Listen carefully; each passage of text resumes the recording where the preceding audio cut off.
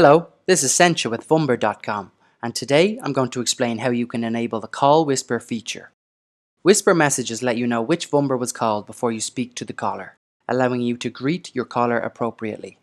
This is just a short message that plays to you before you answer the call. Your caller cannot hear the whisper. To start off, open up the Vumber app on your device.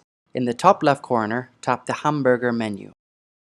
Once you can see the pop-out menu, select My Numbers. Locate the number you want to enable this feature for and hit Configure beside it. From the menu options shown, select Call Forwarding. You are then going to tap Whisper Message to open up that drop-down menu. Tap the keyboard icon under the text box and then write out your whisper message.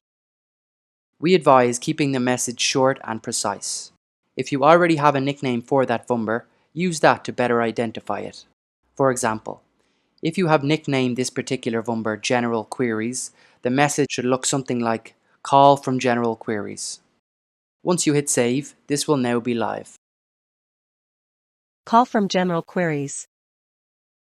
If you have any questions or need further assistance, please let us know by contacting support@vumber.com. Bye for now.